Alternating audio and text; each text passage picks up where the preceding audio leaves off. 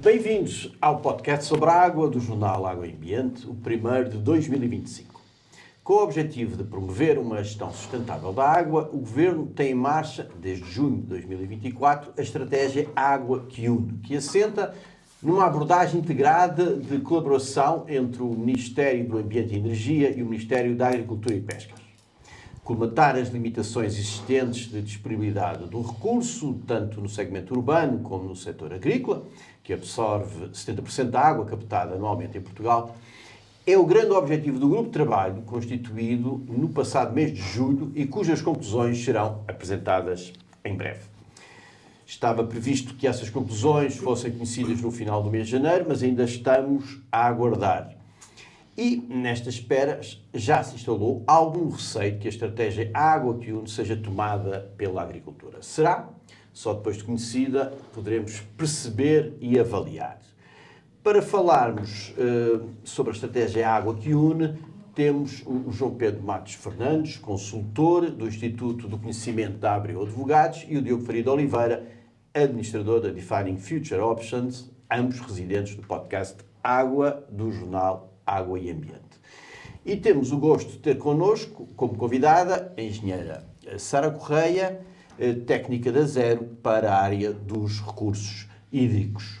Vamos conversar então um pouco sobre a estratégia Água que Une e começo pela Sara Correia, pela engenheira Sara Correia, a quem agradeço mais uma vez a sua presença. Muito obrigado, dá-nos o gosto de estar aqui consigo para falar um bocadinho sobre a estratégia Água que Une. E perguntava-lhe, esta é a pergunta que depois farei a todos os outros intervenientes, quais são as suas expectativas a propósito desta estratégia? Bom, antes de mais agradecer o convite para estar aqui hoje a falar um bocadinho sobre esta estratégia Água que Une, que esperemos mesmo que seja para unir e não para o contrário.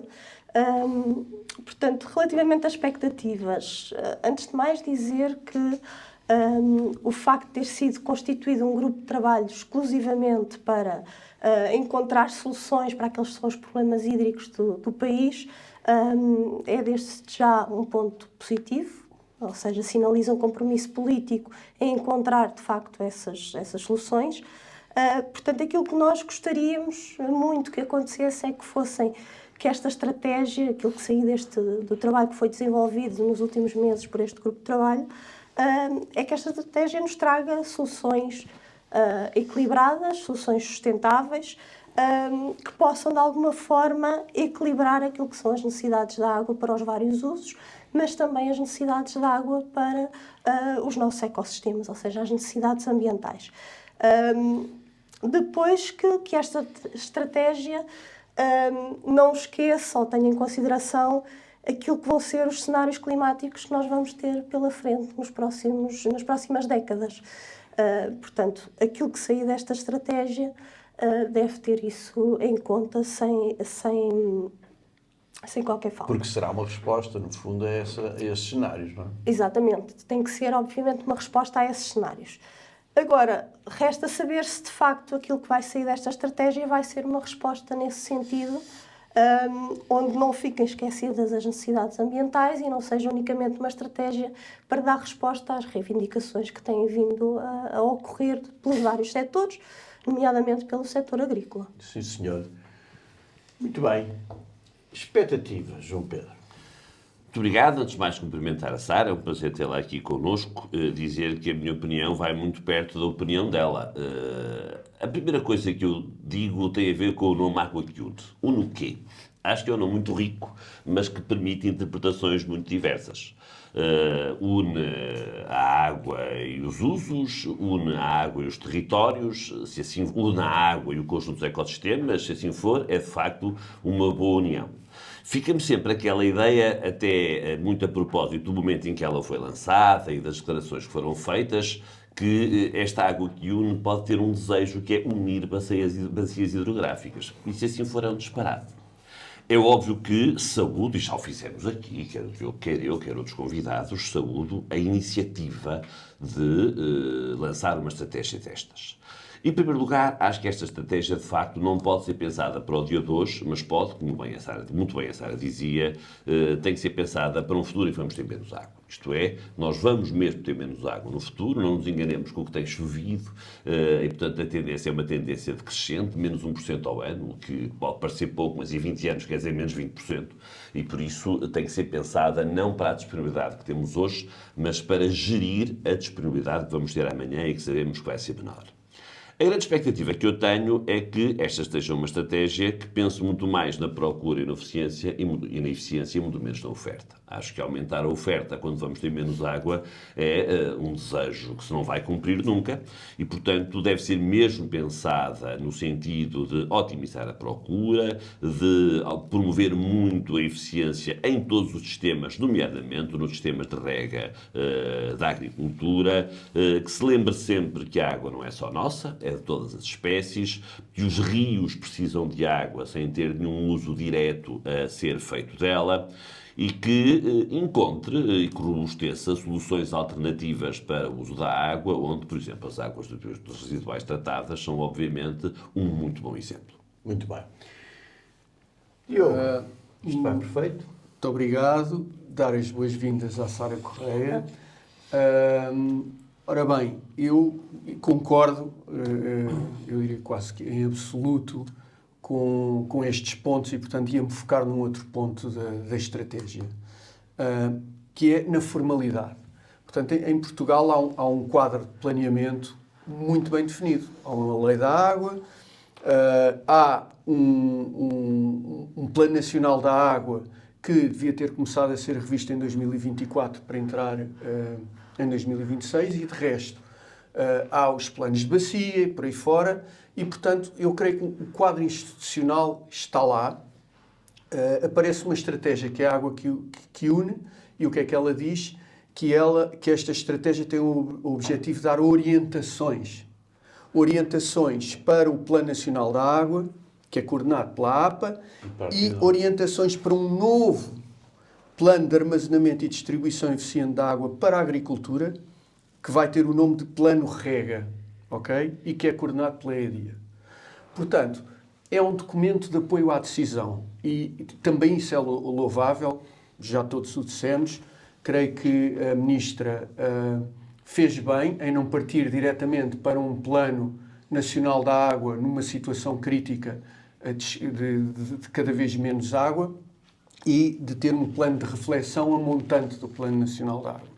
Ok? Portanto, estamos de acordo que fez bem, mas que este plano é orientador. E como é que se cruza, já agora, como é que se cruza esta estratégia com a Lei da Água que está em processo de revisão? Com o Plano Nacional da Água e com a Lei da Água, eu diria que, mais uma vez, é um documento de apoio à decisão. Eu creio que o Ministério atuou bem em lançar um plano, não só para a sua decisão, como para previamente o colocar na sociedade civil e na opinião pública, digamos assim. Nós vamos conhecer brevemente o plano, este plano Água que Une, e, portanto, vamos todos poder dizer o que entendermos, criticarmos, aplaudirmos, o que for. Mas ele vem a montante de uma revisão do Plano Nacional da Água. E eu acho que isso é que importa. Portanto, nem em termos da forma estou confortável e de acordo. Sim, em termos das minhas expectativas, eu acho que o plano não vai ser disruptivo. As pessoas que estão a coordenar este grupo de trabalho são pessoas de bom senso, conhecem a Lei da Água. Acho que o nosso quadro institucional está bem arquitetado, não creio que venham pôr tudo em causa em uma grande reforma do quadro institucional. Acho que precisava de melhorias, precisava de aperfeiçoamentos. Eu, por mim, gostava de ver a recuperação das ARH, das administrações da região hidrográfica, que caíram aqui há uns anos, creio que em 2012, não tenho certeza. 2012. E gostava de ver a recuperação. Mas lá está, são aperfeiçoamentos. Certo. De resto, Muito de bem. acordo. Ainda assim, não será disruptivo, todavia, os agricultores neste momento, que são aqui uma peça neste puzzle fundamental, estão com um caderno de encargos bastante denso, com muitas reivindicações, A CAP pede uma rede de água a nível nacional, à escala nacional, para a agricultura, com ligações entre as diferentes bacias hidrográficas, as 15 bacias hidrográficas. Isto pede a CAP. E a FENAREG pede uma estratégia nacional para o regadio e financiamentos previstos ou que são referidos pela FENAREG são impressionantes.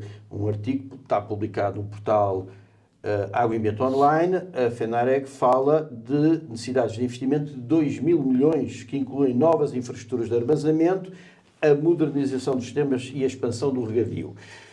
Esta é seguramente uma grande pressão sobre qualquer estratégia que possa ser desenhada, elaborada e apresentada proximamente. O que eu pergunto agora é o seguinte: receiam que os interesses da agricultura possam tomar a estratégia e serão esses interesses conciliáveis, por um lado, com o ambiente e, por outro lado, com os diferentes usos da água, desde logo o abastecimento humano, mas também outras atividades económicas e a produção de energia? Temem que isso possa acontecer ou as coisas serão relativamente pacíficas de conciliar? João Pedro. Eu começo por notar que o nosso moderador continua a, quando refere à água, nunca referir à água que não se deve usar, que fica nos ecossistemas, que faz parte, de facto, da nossa vida e dos rios. Continuas, meu caro João, a comparar o uso da água num setor com o uso da água noutros setores. E há um setor que ninguém representa. Pronto, há um setor que ninguém representa, que nunca devemos esquecer dele. Vamos lá ver. A agricultura faz o seu papel. Eu não tenho nada contra a agricultura querer ter mais água. Agora, entendamos. Há uma autoridade da água e essa autoridade da água é a APA. É até estranho não ser a APA quem coordena este grupo de trabalho. Com todo respeito pelo Carmona Rodrigues, que o fará muito bem, não lhe faltam competências para tal. É presidente de uma holding empresarial que vive de quê? De vender água, não é? E, portanto, parece-me até estranho não ser a APA. E a APA, certamente, fará o seu papel conciliador e o seu papel de autoridade última. Vamos lá ver. Aquilo que eu às vezes vejo e que me agrada menos na agricultura tem mais até a ver com o método, com o conteúdo. Eu explico. Quando se parte para um processo de cooperação, pelo menos ensinaram-me assim, a primeira coisa que nós devemos pensar é o que é que temos para dar, não é o que é que temos para pedir. E, de facto, a agricultura só pede. Nunca tem esse hábito de dizer nós comprometemos com esta meta de eficiência, nós asseguramos que não vamos fazer isto, aquilo e aquilo outro. Há certamente territórios no país onde a água que pode vir a ter uso agrícola, que ainda não tem, sem comprometer o equilíbrio dos ecossistemas, mas isto é que eu vejo de facto nos agricultores, é eles nunca assumirem um compromisso com a sociedade, mas quererem sempre mais para si próprios. Repito, defenderão o seu setor como acharão que o deverão defender. Aqui a minha maior expectativa tem muito a ver com o papel que o Ministério do Ambiente e, muito particularmente, a APA tem de fazer. Eles são a autoridade da água, eles é que têm que saber a chave possível, como é evidente, estas coisas não são determinísticas, da forma como a água pode ser distribuída, onde é que pode haver ou não mais áreas de regadio. Não estou a dizer que não pode haver, certamente pode, enfim, o estudo o dirá, mas a APA tem que assumir este papel, não é? A APA não é um par, o ambiente não é um par da agricultura ou dos outros setores. É quem tem a responsabilidade última e certamente a saberá assumir. Sim, senhor. Diogo.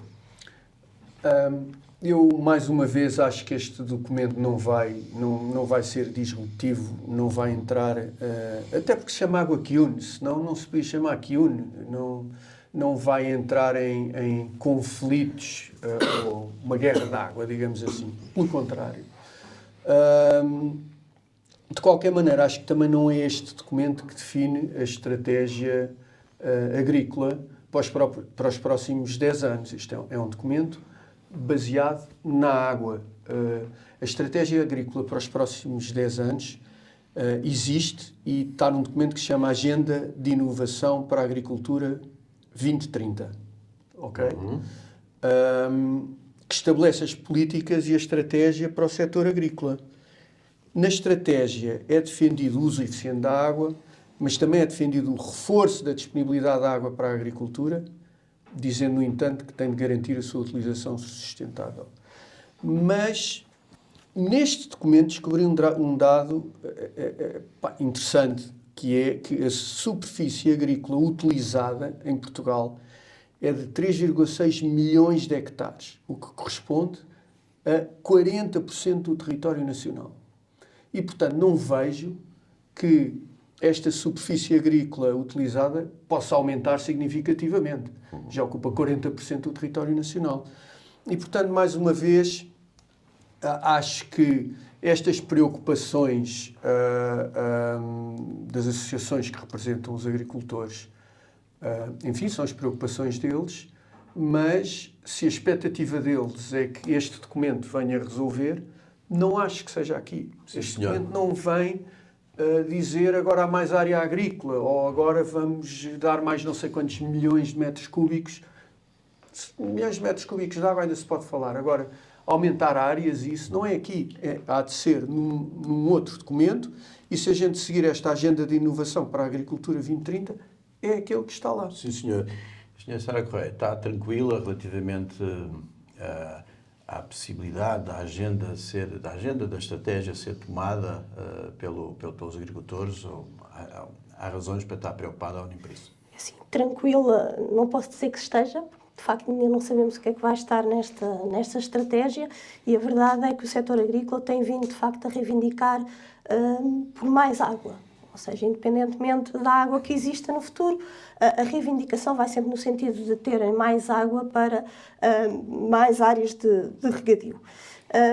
Aquilo que eu chamava aqui a atenção tem muito a ver com aquilo que tem sido investimentos em novas infraestruturas, em infraestruturas ligadas ao regadio, e aqueles que são os efetivos beneficiários destes investimentos. Ou seja, dizer que vamos investir em novas infraestruturas de armazenamento, por exemplo, novas barragens, ou em transvasos, ou qualquer coisa desse género, temos de ter em atenção quem é que vamos beneficiar com esses investimentos.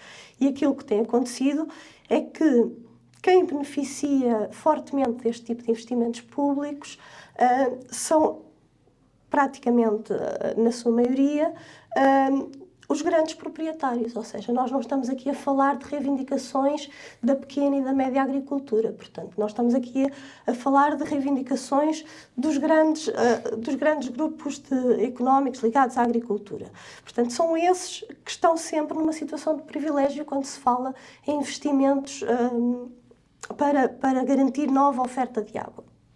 Portanto, era só isso que eu queria aqui deixar bem claro. Portanto, se nós vamos estar novamente a investir em novas infraestruturas, em mais barragens, nos tais transvases, interligação entre bacias hidrográficas, vamos novamente estar a beneficiar aqueles que já são beneficiados ou que têm vindo a ser beneficiados dos investimentos públicos ao longo deste ano. Portanto, nós não vamos querer beneficiar os mesmos, temos que apostar num tipo de agricultura, e não só na agricultura que estes grandes grupos fazem, uma agricultura intensiva, muito focada em culturas permanentes, que requerem grandes quantidades de água. Portanto, nós temos é que beneficiar também a pequena e média agricultura, uma agricultura familiar, a agricultura regenerativa, a agroecologia e todas essas diferentes formas de fazer agricultura, que também requerem água, obviamente, mas que podem trazer muitos outros benefícios e não só a exploração das áreas de regadio. Portanto, nós podemos ter, de facto, estes diferentes tipos de agricultura a beneficiar também de áreas de regadio, mas a trazer muitos outros benefícios também, inclusive, para os ecossistemas. Sim, senhor. A propósito de regadio, o país tem 600 mil hectares de regadio, 300 mil são privados, 150 mil estão no Alqueva, e depois há 150 mil que se chamam os perímetros públicos de regadio.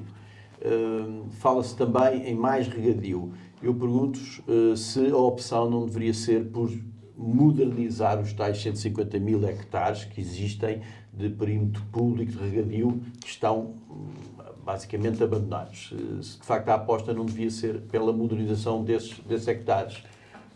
Diogo. Muito obrigado. De nada. Bom, eu diria que, de facto, esta agenda de inovação para a agricultura 2030, de resto, é uma resolução assinada, entre outras pessoas, pelo Matos Fernandes, ela tem este objetivo de reforçar a disponibilidade de água para a agricultura.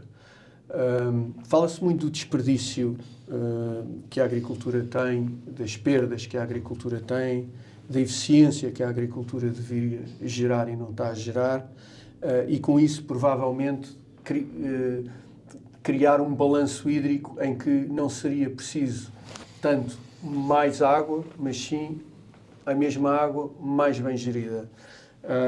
O uso da agricultura e pecuária, nós sabemos isto, não é? São cerca de 74% dos usos totais da água neste momento. E, portanto, é uma percentagem muito grande. Sendo que em número absoluto é muito maior, estamos a falar, de um total de água que qualquer aumento de 10% que sejam, ou de 5% que sejam, estamos a falar de milhões e milhões e milhões de metros cúbicos. Repare que o uso urbano são cerca de 20% do total das utilizações. O aumento, se eu pegar nos 74% e aumentar, as necessidades de água têm de crescer de uma maneira mesmo muito significativa. E, portanto, eu diria que há muita razão em dizer que se deve apostar na eficiência. Eu bem sei que os agricultores, e nomeadamente os grandes agricultores, dizem, alguns com muita razão, que já são altamente eficientes, Isso, é claro. mas não é a prática. Nós temos cerca de 240 mil explorações agrícolas em Portugal. Claro, há uma diversidade de Exatamente. utilização e de dessas- eficiência diferente. As grandes explorações, seguramente, que são eficientes, porque fazem daquilo atividade, Claro. procuram o lucro e, para terem água, precisam gastar dinheiro, desde logo, na energia. Portanto, serão eficientes. A ineficiência estará noutro tipo de explorações, com outro tipo de dimensão. Mas, voltando à questão do regadio, Diogo, não achas que a aposta deveria ser na recuperação dos perímetros públicos de regadio que representam 150 mil hectares em Portugal e que estão praticamente abandonados aí com grandes níveis de ineficiência? Nos perímetros, no tipo de agricultura que se vai praticar e no tipo de rega que se vai praticar. Portanto, de facto, pode haver aproveitar esses perímetros, mas tem de se pensar no que é que se vai lá meter. Claro, se já existe, E se calhar como- devíamos olhar para aí. Exatamente. Quando E pensamos como é em que se vai lá ampliar. meter?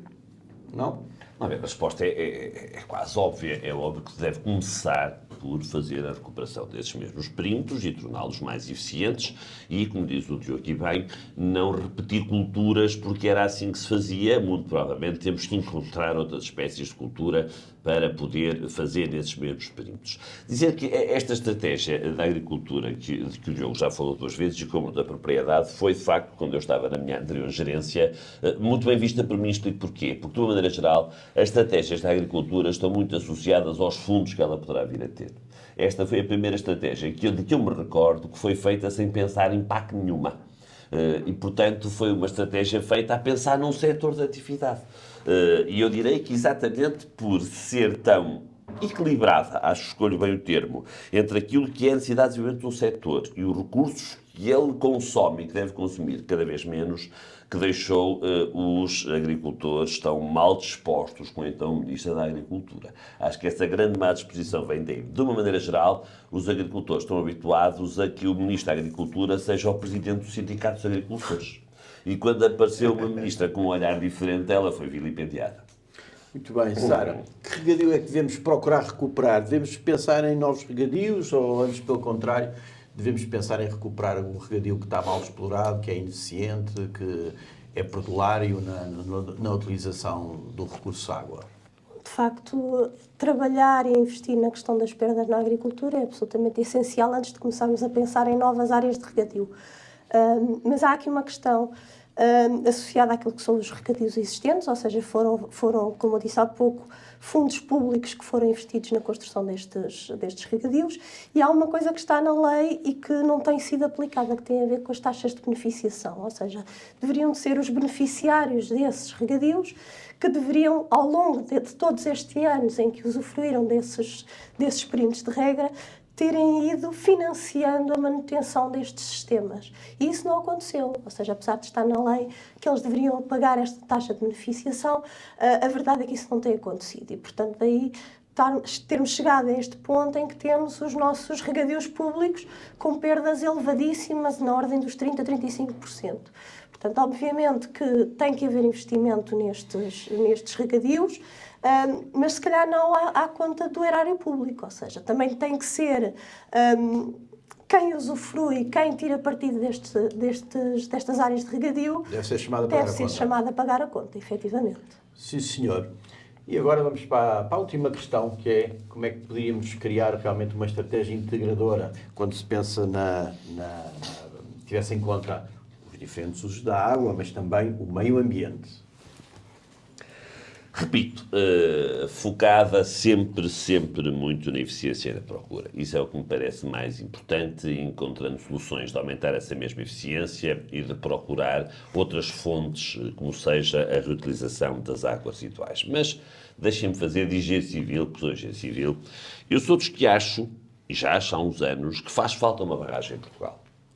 E espero que esta estratégia fale dela, que é uma barragem feita com o objetivo de regularizar os caudais do Rio Tejo. Nós não podemos ter a expectativa, independentemente do sucesso, e eu acho mesmo que foi um sucesso, a negociação do regime de caudais provocada sim, pela nossa ministra e consensualizada com a ministra espanhola, eu acho que nós não devemos ter a ilusão de que, havendo muito menos água em Espanha, isso não se reflita no Rio Tejo. E por isso eu sou a favor da construção de uma barragem no Rio Alcresa. Não é a barragem do Alvito. Essa é demasiado pequena. Acho até que, se for possível, não sei se é possível, aproveitar a Pracana para a fazer maior, isso seria o ideal. Mas eu sou mesmo a favor da existência dessa barragem, pensada essencialmente nos ecossistemas do Tejo. Claro que ela tem que ter um estudo de impacto ambiental, claro que no limite ela poderá até não poder ser feita, mais a montante, mais a jusante, mas eu sinto mesmo que falta essa barragem em Portugal. Por exemplo, nunca achei que fizesse falta de barragem nenhuma no Crato e vivo muito descansado com a sua não construção. Há outra barragem que não me choca, até porque teve um estudo de impacto ambiental e foi razoavelmente aceito por todos e que é importante para a regularização do caudal do Mondego, que é Giravotos. Objetivamente, o que se fez no Baixo Mondego era hoje inimaginável, foi a artificialização de um rio, mas há um conjunto de usos económicos e de pessoas que ali vivem que têm sempre a expectativa que possa ainda aumentar-se essa artificialização, aquilo já preparado para 2.000 hectómetros cúbicos por segundo e, portanto, a possibilidade de chegar aos 3.000 é uma loucura, nem pensar em fazer isso. Nunca isso poderá ser feito e imagino que, de facto, a montante em Girabolhos, a construção de uma barragem, que, repito, foi aceito por todos, teve um estudo de impacto ambiental, não foi feita por altura ao promotor desistiu de a querer fazer e poderá ser útil. No que diz respeito, ainda como engenheiro civil, aos transvases, eu acho que do Minho até ao Tejo eles não fazem qualquer sentido, Admito que eles já hoje se fazem, chamam-se interligações, mas não deixam de ser transvases entre o Alqueva e as bacias do Sado e do Mira. São, de facto, territórios onde é muito evidente a falta de água. Aliás, eu direi que também sou a favor da ligação entre o Sotavento e o Barlavento, e esse penso que até já está em construção. Já existe, mas é muito frágil. Portanto, reforçar essa mesma ligação, porque quando eu era menino chovia muito mais no Barlavento do que no Sotavento. Agora é o contrário, por razões que eu não sei explicar, nem sei se alguém saberá. E, portanto, essas coisas devem reduzir-se ao mínimo. A serem feitas, poderão ser feitas no sul do país, mas eu também vou daqui animado, acreditando que o Diogo sabe mais do que aquilo que nos contou e sabe certamente mais do que aquilo que eu sei, de que esta estratégia não será uma estratégia disruptiva, será uma estratégia serena que procurará ser consensual, que se calhar vai deixar os agricultores insatisfeitos, hélas, mas admitindo que algumas propostas possam ser feitas, sempre sujeitas a uma avaliação mais detalhada e um estudo mais concreto, mas eu sinceramente acho que o Rio Tejo, por razões ambientais, precisa de ter um seguro de água seguro de água que não tem. Não podemos esperar que os espanhóis sejam esse eterno seguro de água. Nós também temos de saber fazer a nossa parte e, portanto, sujeito a um estudo detalhado, pode dizer que não. Eu acho que deve mesmo avançar o estudo de uma barragem no Rio Ocreza. Sim, senhor. Diogo, notas para uma estratégia integradora para a água? Ok, o que é que eu gostava de ver nesta estratégia quando abro isso? Bom, em primeiro lugar, há aqui um termo que acho que deve entrar no nosso vocabulário, como de resto vários já entraram desde que eu me formei. O primeiro foi a capacitação. Antes falava-se em formação, agora tudo é capacitação. Não estou a criticar, é um avanço. É uma constatação. O segundo foi a resiliência, não é? Quando eu saí do técnico falava-se em redundâncias, em resistências, agora fala-se em resiliências. Até já ouvi falar em resiliência sísmica, que é a ideia de que o prédio cai com o terremoto, mas depois devagarinho se levanta. Resiliente. De facto. Há um novo vocabulário que eu gostava de ver aqui vertido, que é o nexus água, energia, alimentação. O nexus água, energia, alimentação. Isto é um conceito que já é muito utilizado pela ONU, muito utilizado pela FAO, importado da FAO para o Banco Mundial e que ainda não se fala do nexus. E em que é que isto se baseia? Baseia-se no conceito de que a água, a energia e a alimentação estão interligados e têm de ser avaliados em conjunto. A água porque é necessária para a rega, é necessária para o consumo humano, é necessária para a produção de energia. A energia porque é necessária, enfim, para bombar água, para tratar água e para produzir os alimentos e processar os alimentos. A alimentação porque é necessária e depende completamente da água e da energia. Enfim, o que é que eu gostava de ver? Gostava que a estratégia avaliasse os impactos do nexus água, energia, alimentação. E assim seria mais equilibrada. Exatamente.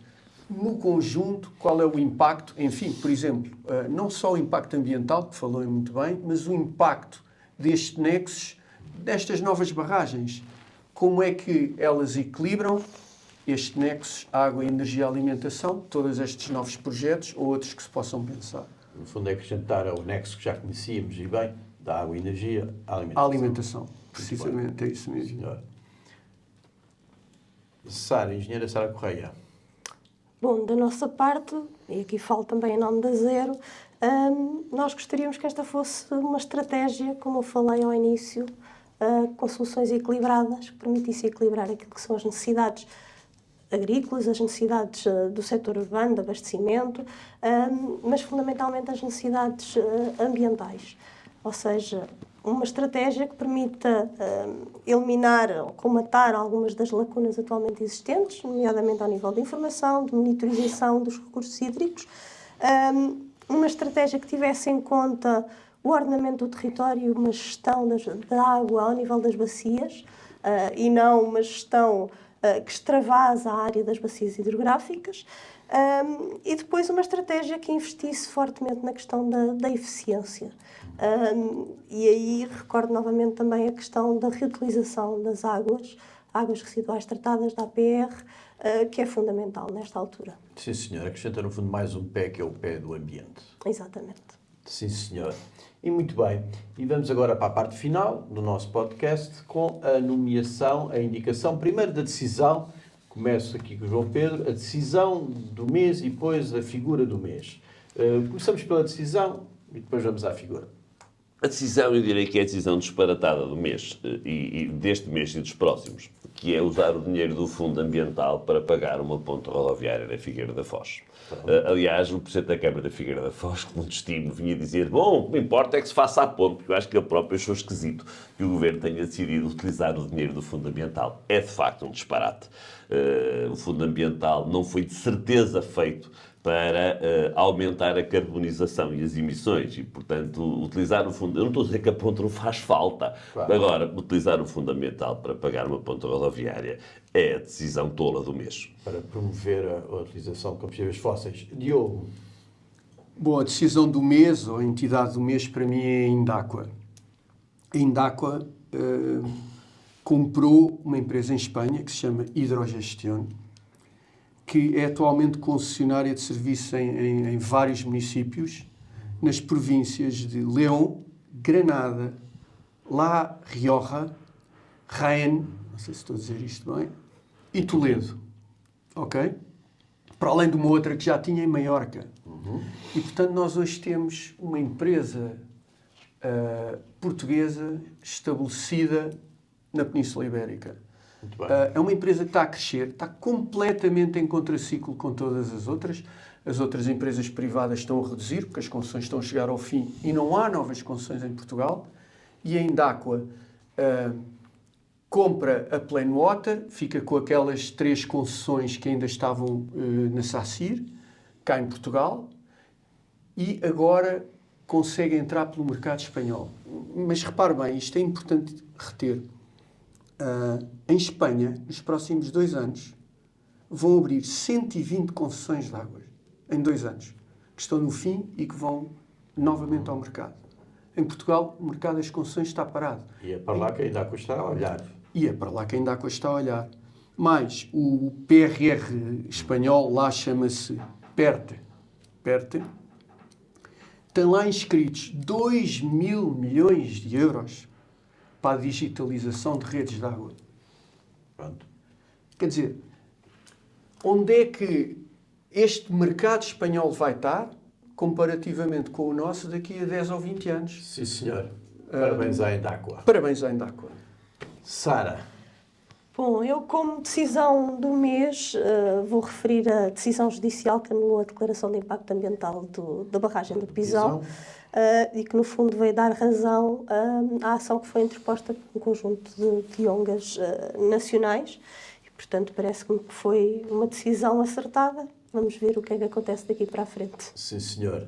E agora vamos passar muito rapidamente para a figura do mês. Eu não posso deixar de comentar, se me permitem, a decisão do mês que a Sara pôs em cima da mesa. Eu fui dos que já disse que a barragem do Pisão acho que não faz mesmo... A mim não faz falta nenhuma e pouca falta faz. Mas eu fico muito perturbado quando vejo um tribunal, por razões de mérito e não por razões de forma, a anular uma decisão administrativa da Federação de Impacto Ambiental. Se é assim, mandem-nos EIAs para o tribunal e poupem a APs CCDRs. Confesso que não consigo ficar feliz quando um tribunal usa razões de mérito. Não é, repito, razões de forma, de não fizeram isto, fizeram aquilo, não.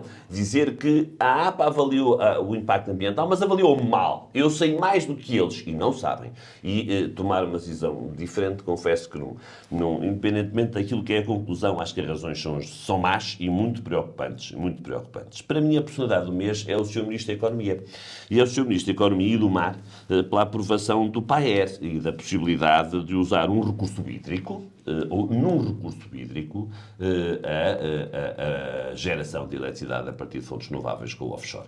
Acho que, de facto, é uma decisão importante e, portanto, a minha personalidade do mês é o Sr. Ministro da Economia e do Mar. Sim, senhor. Diogo. Eu vou manter-me na Indaqua. Para mim, as personalidades do mês não é uma. E quem é que É o Henrique Castiblanques, é o Pedro Perdigão e é toda a equipa da Indaqua. E porquê? Porque, eu volto a dizer, esta é provavelmente, à vista do que é hoje o mercado, uma empresa que devemos ter olho e de estar de olho nela, porque nos próximos 10 anos vai ser uma empresa completamente diferente daquilo a que estamos habituados dos operadores portugueses. Claro. Ok? E, portanto, eles estão completamente de parabéns. É uma equipa que não baixa os braços lá porque Portugal parou, lá porque não abrem concessões em Portugal, que não se estão a lamentar, enfim, da estagnação do mercado, que é uma realidade, e que vão para um país com um investimento brutal na digitalização de redes, uma aposta em concessões, etc. Portanto, eles estão de parabéns, ao contrário de Portugal, que é um setor que vive muito à sombra do famoso milagre, e que, à conta de vivermos à sombra do milagre, não estamos a olhar. O PRR teve pouco investimento na água, basicamente foi todo para o Algarve, para a desalinizadora, praticamente, e o mercado está parado e daqui a 10 anos vamos ver uma Espanha completamente diferente, com estes investimentos todos, e um Portugal provavelmente muito igual àquilo que é hoje. Muito bem. Pedro Perdigão. Sara, Bom, eu fui buscar como figura do mês, não uma figura propriamente dita, mas neste caso a administração Trump e todas as notícias que têm andado à volta daquilo que tem acontecido nos Estados Unidos, nomeadamente das incursões de Elon Musk pelas agências governamentais. E aqui chamava a atenção para aquilo que se pretende fazer com a NOAA, uma agência americana para a previsão meteorológica, mas que tem um papel fundamental na monitorização de dados ambientais, dados de qualidade do ar, dados de qualidade da água, que têm depois impacto a nível mundial. Portanto, acho que é algo que nos deve preocupar a todos se esta agência for de facto desmantelada, como tem sido dito. Isto tem preocupado a comunidade científica a nível mundial e deve-nos preocupar a nós também, porque de facto temos investigação a decorrer em Portugal que depende dos dados que esta agência recolhe e, portanto, pode estar aqui em risco toda a investigação na área ambiental. muito bem. E foi assim o nosso podcast de água, no primeiro podcast de 2025 sobre água, do Água e Ambiente Online. Agradeço à engenheira Sara Correia a sua presença, que é técnica da Zero em recursos hídricos. Agradeço aos nossos dois residentes, ao João Pedro Matos Fernandes e ao Diogo Faria Oliveira, o vosso apoio e a vossa participação. Muito obrigado a todos. Voltamos no próximo mês.